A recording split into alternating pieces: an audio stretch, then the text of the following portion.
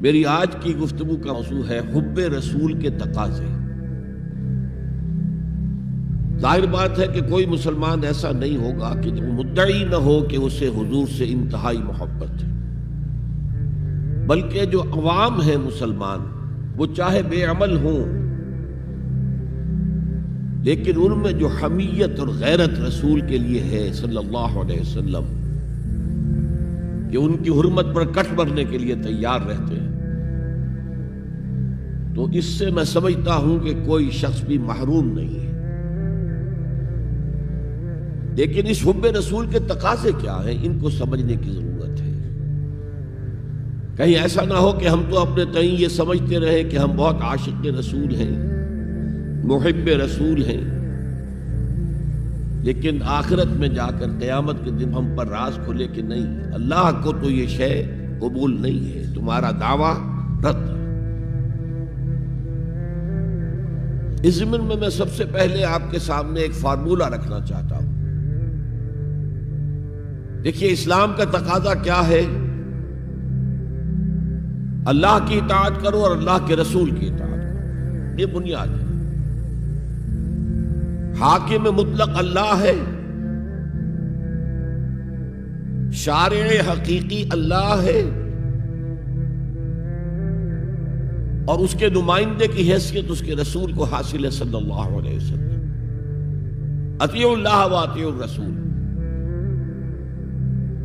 اس سے جو انحراف کرے گا، میں نے ابھی آپ کے سامنے سورہ آل عمران کی 2 آیتیں پڑھی ہیں۔ قُلْ إِن كُنتُمْ تُحِبُّونَ اللَّهَ فَاتَّبِعُونِي يُحْبِبْكُمُ اللَّهُ۔ اے نبی، ان سے کہہ دیجئے اگر تم اللہ سے محبت کرتے ہو تو میرا اتباع کرو، میری پیروی کرو، اللہ تم سے محبت کرے گا۔ وَيَغْفِرْ لَكُمْ ذُنُوبَكُمْ، اور تمہاری خطائیں بھی بخش دے گا۔ وَاللَّهُ غَفُورٌ رَحِيمٌ، اور اللہ تو غفور بھی ہے، رحیم بھی ہے۔ قُلْ اطیعوا اللہ وَالرَّسُولَ، کہہ دو اطاعت کرو اللہ کی اور اللہ کے رسول کی۔ فَإِن تَوَلَّوْا، پھر اگر وہ اس سے روگردانی کریں، فَإِنَّ اللَّهَ لَا يُحِبُّ الْكَافِرِينَ، تو اللہ کو ایسے کافر پسند نہیں ہے۔ یعنی اطاعت رسول سے انکار، اللہ کی اطاعت سے انکار، گویا کہ انسان دائرہ اسلام سے خارج ہو گیا۔ کبھی کوئی خطا ہو جائے، غلطی ہو جائے، گناہ کا صدور ہو جائے، اور انسان فوراً توبہ کر لے، فوراً رجوع کرے، پشیمانی اسے ہو جائے، عزم مصمم کر لے دوبارہ میں نہیں کروں گا، تو اللہ بخش دے گا۔ انما التوبۃ علی اللہ للذین یعملون السوء بجہالۃ ثم یتوبون من قریب، سورہ نساء میں فرمایا اللہ کے ذمے ہے ان لوگوں کی توبہ قبول کرنا۔ انما التوبۃ علی اللہ، اللہ کے ذمے، جو کہیں غلطی سے، جہالت میں، نادانی میں، جذبات سے مغلوب ہو کر کوئی غلط کام کر بیٹھتے ہیں، لیکن فوراً توبہ کرتے ہیں، اللہ کی جناب میں رجوع کرتے ہیں، فوری توبہ اگر ہو جائے تو فوراً اللہ تعالیٰ کی مغفرت جو ہے ڈھانپ لیتے ہیں۔ لیکن اگر مستقل طور پر کسی ایک معصیت پر بھی ڈیرا ڈال دیا جائے، مثلا آج کی دنیا میں جو بہت بہت کامن شے ہے، سود جسے اللہ نے حرام قرار دیا، جس پر اللہ کی طرف سے اعلان جنگ ہے، فَأَذَنُوا بِحَرْبٍ مِّنَ اللَّهِ وَرَسُولِهِ، تو سن لو، الٹیمیٹم ہے اللہ اور اس کے رسول کی طرف سے۔ اسے اپنے کاروبار کا مستقل جز بنا لیا، تو ایک غلطی، ایک گناہ بھی انسان کو ہمیشہ کے لیے جہنم میں ڈال سکتا ہے۔ بَلَا مَنْ كَسَبَ سَيِّئَةً وَأَحَاطَتْ بِهِ خَطِيئَتُهُ فَأُولَٰئِكَ أَصْحَابُ النَّارِ هُمْ فِيهَا خَالِدُونَ۔ کیوں نہیں؟ کسی نے جان بوجھ کر ایک بڑا گناہ کمایا، چھوٹے چھوٹے گناہ جو ہے، گناہ صغیرہ، وہ تو خود بخود بھی دھلتے رہتے ہیں، اللہ کی رحمت سے صاف ہوتے رہتے ہیں۔ لیکن کسی نے کبیرہ گناہ کمایا، جان بوجھ کر کیا، اور پھر اس پر ڈیرے ڈال دیے، اور وہ گناہ اس کے گھر گھیرا کر بیٹھا، احاطت بہ خطیئتہ فاولئک اصحاب النار هم فیہا خالدون، تو وہ ہے جہنمی اور اس میں ہمیشہ رہنے والے۔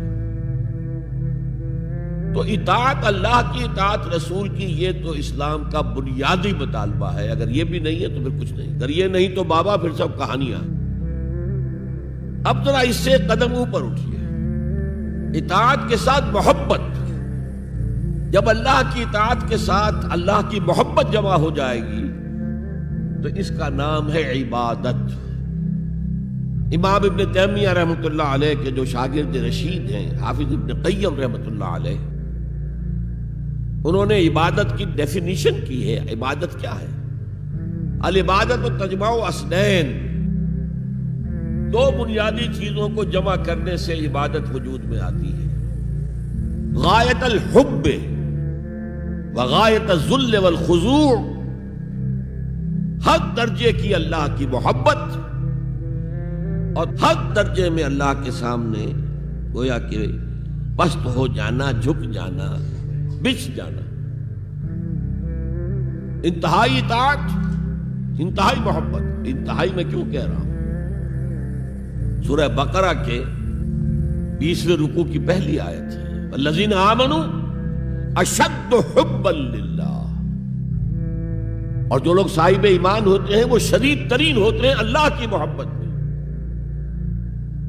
بعد میں یہ تو مثبت انداز ہے، منفی انداز میں جو آیت آئی ہے وہ بہت سخت وعید والی ہے، وہ میں بعد میں آپ کو سناؤں گا، تلاوت میں نے کی ہے۔ فارمولہ یہ ہے، اللہ کی اطاعت جمع شدید محبت برابر ہے عبادت کے، اور یہ عبادت جو ہے ہمارا مقصد تخلیق قرار دیا گیا۔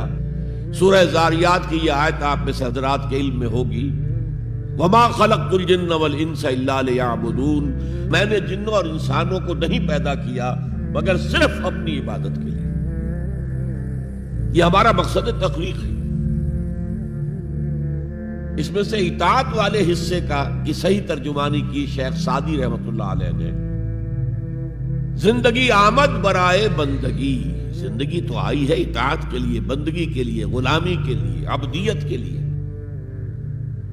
زندگی آمد برائے بندگی، زندگی بے بندگی شرمندگی۔ اگر اللہ کی بندگی ہی نہیں ہے تو سراسر شرمندگی ہے یہ، اور کچھ بھی نہیں۔ تو اللہ تعالیٰ کی عبادت جس کے لیے ہمیں پیدا کیا گیا، اسی کی دعوت تمام رسولوں نے دی۔ یا قوم اعبدوا اللہ ما لکم من الہ غیرہ، اے میری قوم کے لوگوں، اللہ کی عبادت کرو، تمہارا کوئی معبود اس کے سوا نہیں ہے۔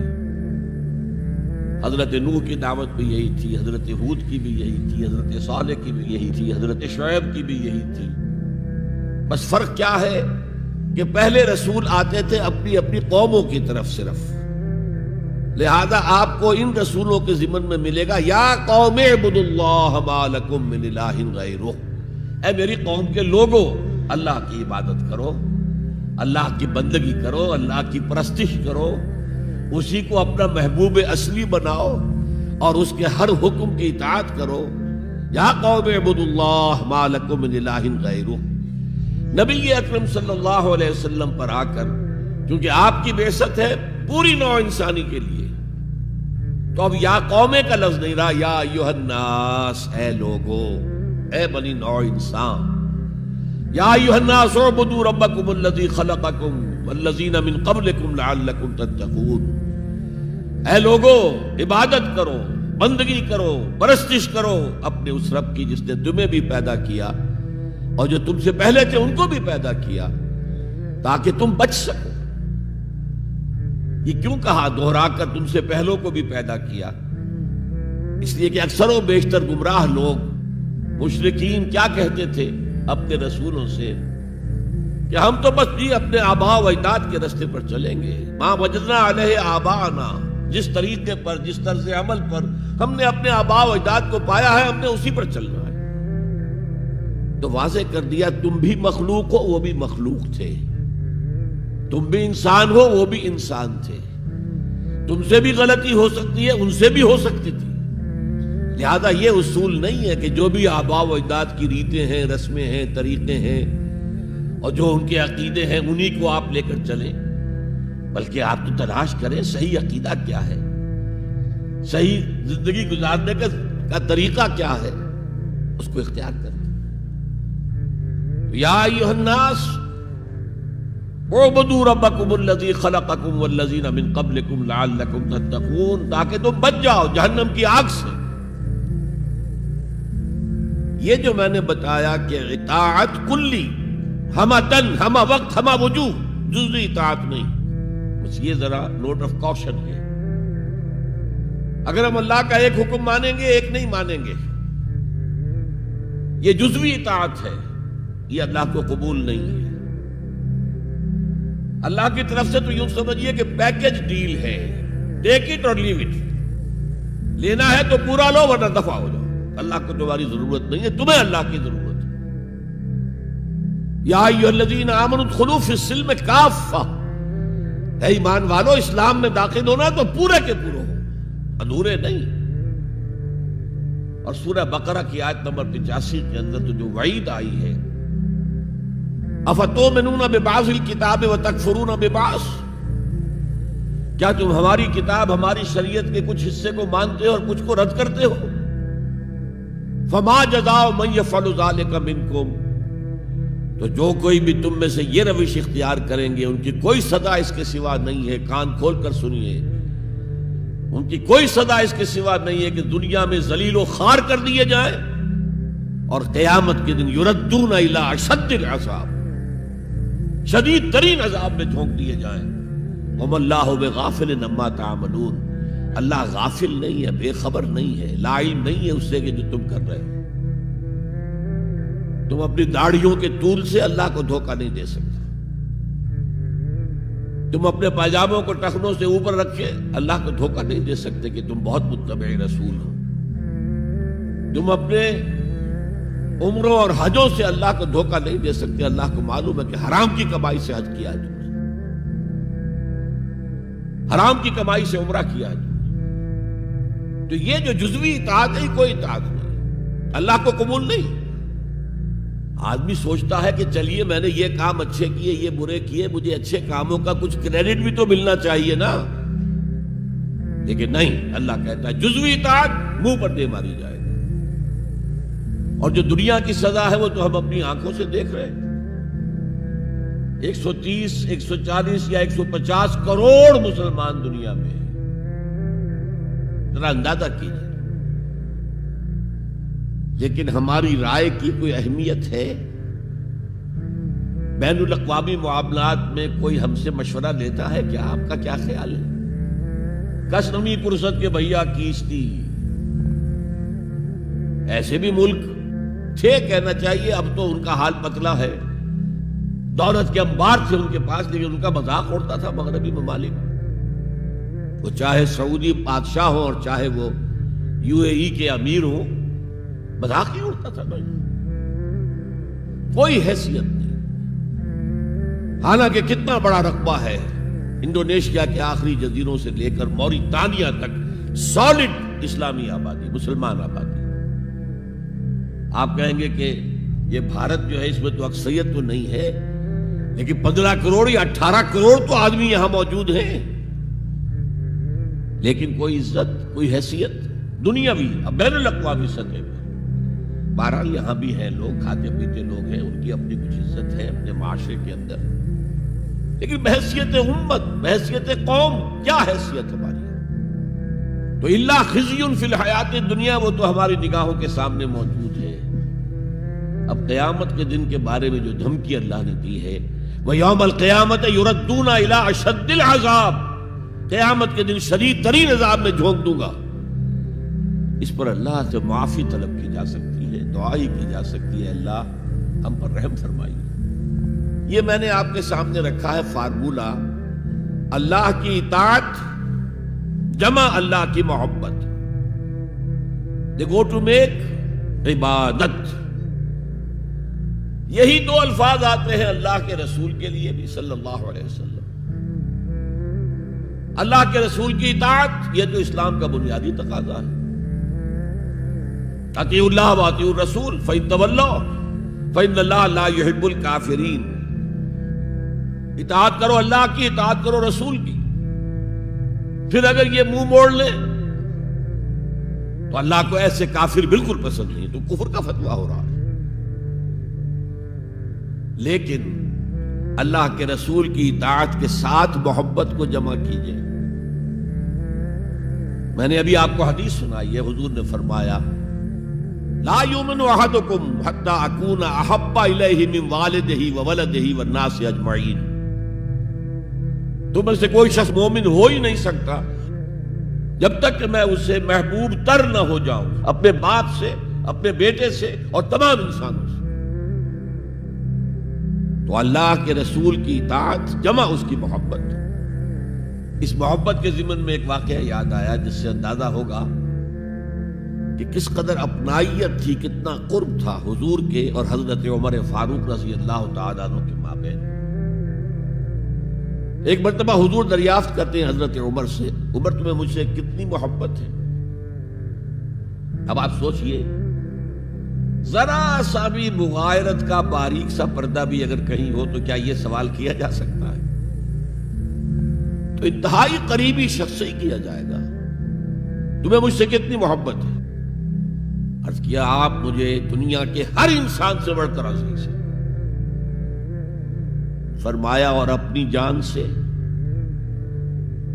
اب ذرا سا توقف کیا حضرت عمر نے. الان ہاں اب میں یہ بھی کہتا ہوں کہ آپ مجھے میری جان سے زیادہ عزیز ہیں. تو حضور نے فرمایا اب آئے ہو مقام مطلوب پر. تو رسول کی اطاعت جمع محبت، اس کا نام ہے اتباع، پیروی کرنا. فرق کیا ہے؟ اطاعت کی جاتی ہے حکم کی اور پیروی کی جاتی کسی کے نقش قدم کی، چاہے اس نے حکم دیا ہو چاہے نہ دیا ہو، جو وہ کرتا ہو کرنا. یہ ہے اتباع. یہ اطاعت سے بہت بلند شے ہو گئی. مثال کے طور پر یہ چھوٹی چھوٹی مثالیں، اصل اتباع کیا ہے وہ میں بعد میں عرض کروں گا. کوئی ایک صحابی بدو باہر سے آئے، ایک ہی دفعہ حضور کو دیکھا. حضور اس وقت اس حالت میں تھے کہ آپ کے بٹن جو ہے کھلے ہوئے تھے گریبان کے. انہوں نے پھر ساری عمر اپنے گریبان کے بٹن نہیں لگائے.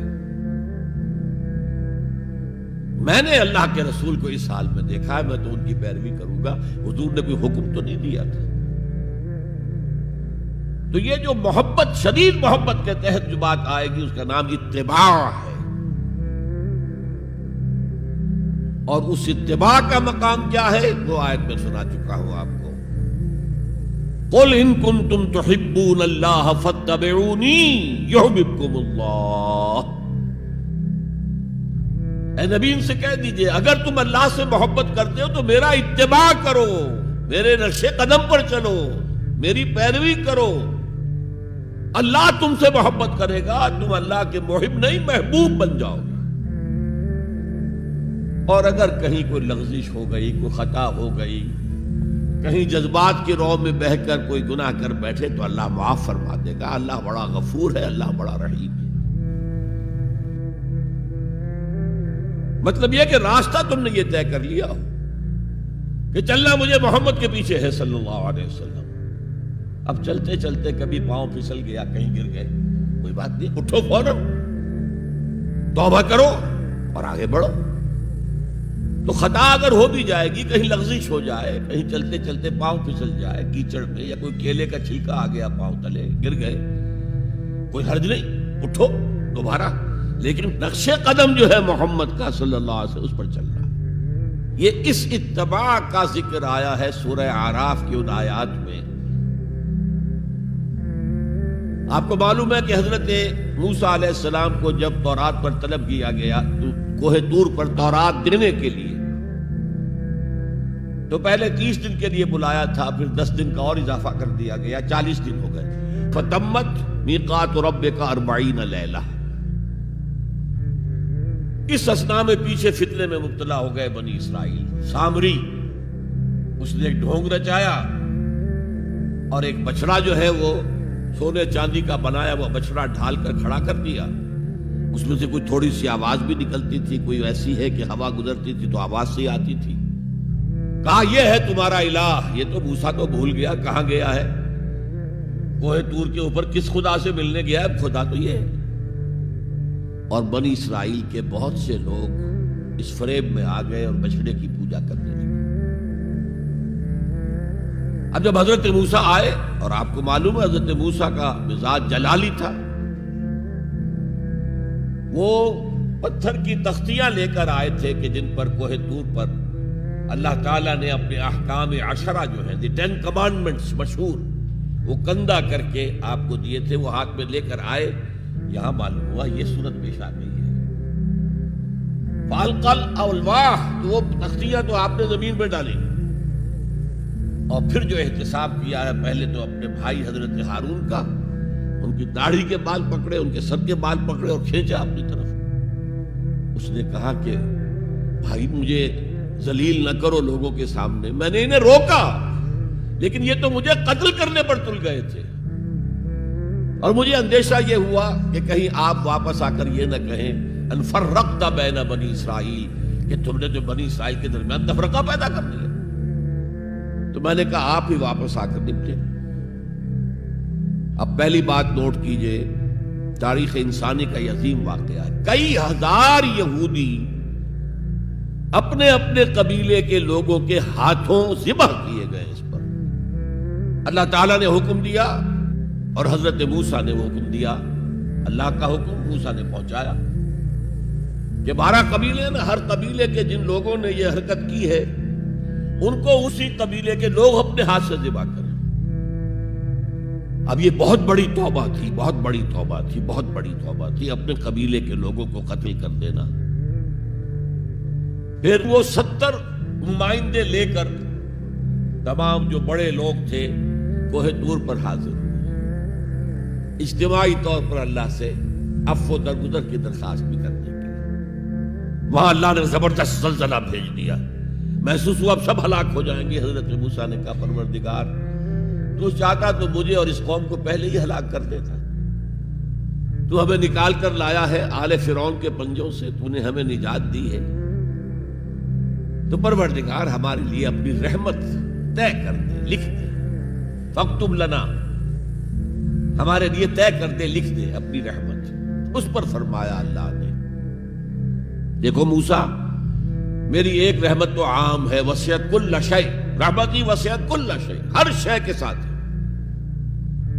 اور ایک میری خاص رحمت ہے، وہ میں لکھ دوں گا، طے کر کے رکھ دوں گا، للذین یتبعون الرسول النبی الامی، ان لوگوں کے لیے جو میرے رسول نبی امی پر ایمان لائیں گے اور ان کا اتباع کریں گے۔ یہاں بھی لفظ اتباع آیا، اور اس میں پھر حضور صلی اللہ علیہ وسلم کی کچھ شان بیان ہوئی ہے، بات لمبی ہو جائے گی، اور پھر فرمایا یہ گویا کہ اتباع کی تفسیر آ رہی ہے۔ اتباع کا مطلب کیا ہے؟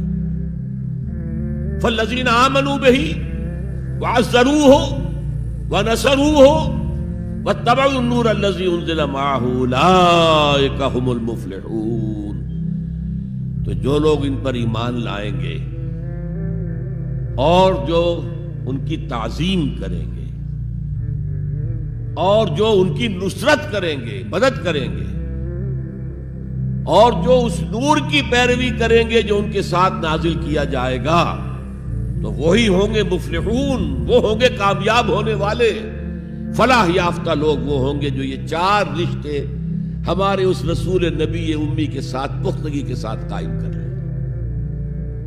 یہ 4 رشتے کیا ہیں؟ اتباع رسول کا تقاضا اول تو ان 4 الفاظ کے حوالے سے سمجھیے، پھر ذرا ایک دوسرے انداز میں بھی بیان کروں گا۔ فالذین آمنوا بہ، پہلا قدم ایمان، لیکن ایمان کے سمجھ لیجئے اچھی طرح 2 درجے ہیں۔ آپ میں سے بہت سے حضرات کو مجھے توقع ہے ایمان مجمل، ایمان مفصل یاد ہوں گے۔ ایمان مجمل کیا ہے؟ آمنت باللہ کما ہوا باسمائہ وصفاتہ وقبلت جمیع احکامہ اقرار باللسان وتصدیق بالقلب۔ پہلا درجہ ہے اقرار باللسان، اشہد ان لا الہ الا اللہ اشہد ان محمد رسول اللہ. کوئی ہو، ہندو ہو، سکھ ہو، پارسی ہو، عیسائی ہو، یہودی ہو، یہ کلمہ پڑھے اور وہ مسلمان ہو گیا.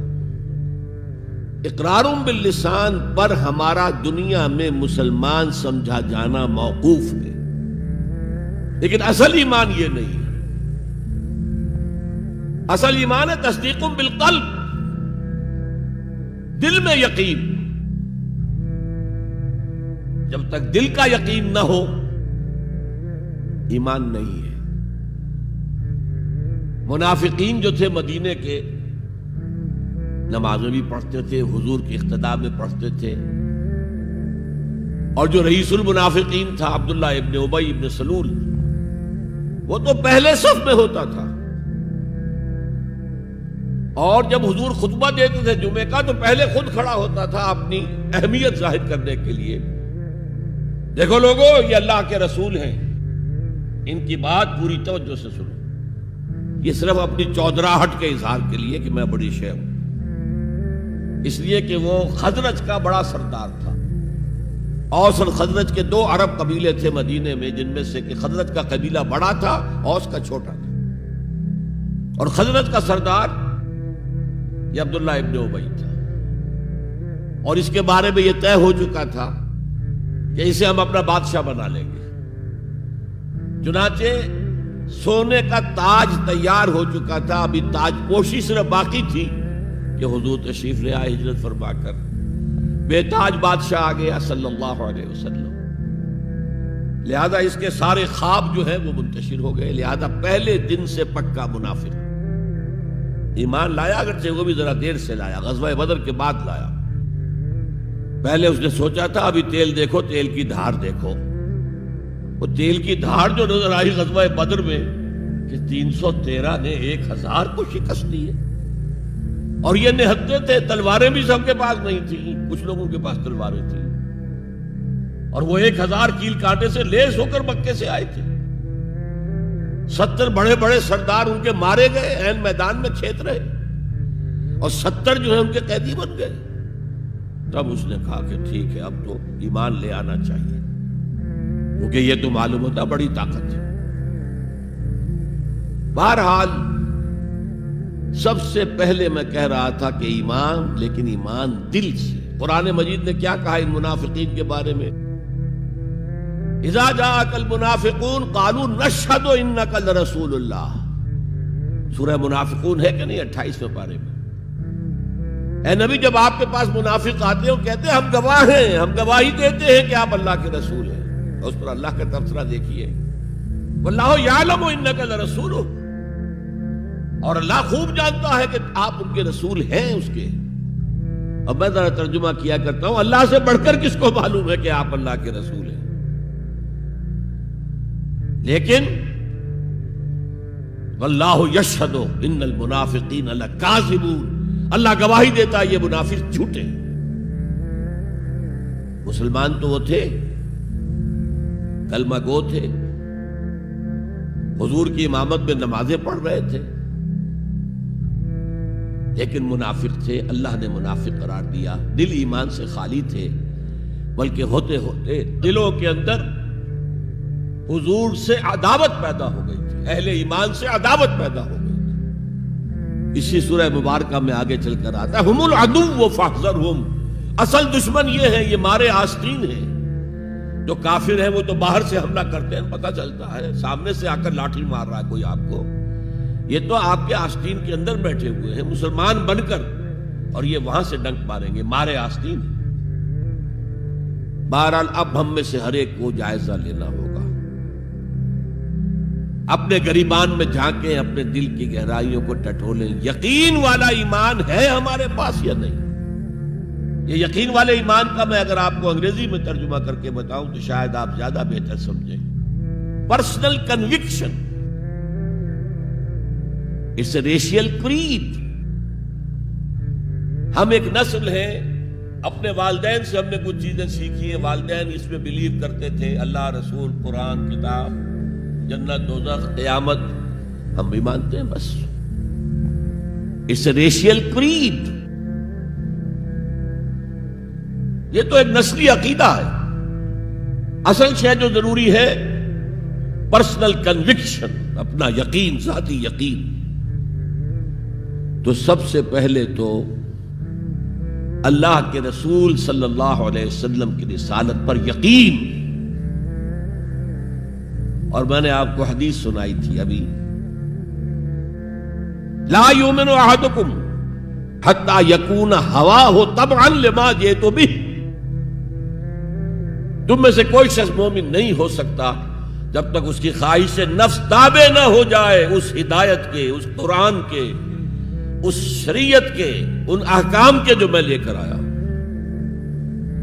اگر خواہش نفس اوپر ہے اور اللہ کا حکم نیچے ہے تو مومن کہاں سے ہوئے تم؟ اللہ کے حکم سے نماز تو پڑھتے ہو، روزہ رکھتے ہو، سودی کاروبار کرتے ہو، اور اللہ کے حکم کو پاؤں تلے رگڑتے ہو. یہ کیا اسلام ہے؟ یہ تو وہی ہے افتؤمنون ببعض الکتاب وتکفرون ببعض فما جزاء من يفعل ذلك منكم الا خزي في الحياة الدنيا ويوم القيامة يردون الى اشد العذاب. تو سب سے پہلا جو جائزہ ہمیں لینا ہے کہ محمد کی رسالت پر صلی اللہ علیہ وسلم ہمیں یقین ہے. یقین، تصدیق تو ہم کرتے ہیں، زبان سے کہتے ہیں، لیکن یقین، جس یقین کا نتیجہ یہ نکلے کہ پھر نفس کے سارے تقاضے نیچے ہو جائیں اور حضور کی لائی ہوئی ہدایت، حضور کی لائی ہوئی شریعت بالاتر ہو جائے. نمبر 2 فرمایا وَعَزَّرُوهُ، ان کی تعظیم کریں. آپ کی جناب میں کوئی گستاخی ہو جائے، ایمان کے لالے پڑ جائیں گے تو آخرت برباد ہو جائے گی.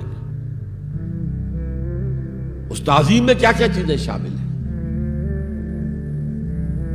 دیکھیے سورہ حجرات میں ابتدائی حصے میں تفصیل سے کہا گیا یا ایھا الذین آمنوا لا ترفعوا اصواتکم فوق صوت النبی ولا تجہروا له بالقول کجہر بعضکم لبعض ان تحبط اعمالکم وانتم لا تشعرون. اے ایمان کے دعوے دارو، کبھی اپنی آواز کو رسول کی آواز سے بلند تر نہ کر دینا، مبادا تمہارے سارے اعمال حبط ہو جائیں اور تمہیں پتہ بھی نہ چلے. میں نے کوئی گناہ کبیرہ تو نہیں کیا ہے، میں نے کوئی کفر تو نہیں کیا ہے، بس یہی ہوا نا کہ حضور کی آواز کے مقابلے میں اپنی آواز کو اونچا کر دیا. لا ترفعوا اصواتکم فوق صوت النبی ولا تجہروا له بالقول کجہر بعضکم لبعض. بلند آواز سے جیسے آپس میں باتیں کر لیتے ہو ایسے کبھی بات نہ کر بیٹھنا. ان تحبط اعمالکم، کہ تمہارے سارے اعمال حبط ہو جائیں، اکارت چلے جائیں، ختم ہو جائیں. وانتم لا تعلمون، تمہیں احساس بھی نہ ہو کہ ساری پونجی لٹ گئی. اس آیت کا ہم پر اطلاق کیسے ہوگا؟ کبھی سوچا آپ نے؟ صحابہ کرام تو یقیناً اس کے مخاطب اول تھے، ہم پر کیسے اطلاق؟ اگر ہماری گفتگو ہو رہی ہو، بحث ہو رہی ہو، میں کچھ کہہ رہا ہوں، آپ کچھ کہہ رہے ہیں، لیکن کوئی کہہ دے حضور نے یوں فرمایا ہے، فوراً چپ ہو جاؤ. اب اگر کہا نہیں میرا خیال یہ، اب گویا کہ یہ حضور کی آواز سے آپ نے اپنی آواز اونچی کر دی. اپنا فکر، اپنا فلسفہ، اپنا فہم، اپنی سوچ، اپنی عقل. ہاں بعد میں تحقیق کر لو یہ جو کہا تھا کہ حضور نے فرمایا بھی ہے کہ نہیں ہے، حدیث صحیح ہے کہ نہیں ہے، مستند ہے کہ نہیں ہے. لیکن اس وقت آواز بند کر لینا لازم ہوگا کہ اس کے بعد اقول نہیں کہہ سکتا میں یہ کہتا ہوں. اس کا تو مطلب یہ کہ آپ بد مقابل بن کر رسول کے آ رہے ہیں. لا ترفعوا اصواتکم فوق صوت النبی ولا تجہروا له بالقول کجہر بعضکم لبعض ان تحبط اعمالکم وانتم لا تشعرون.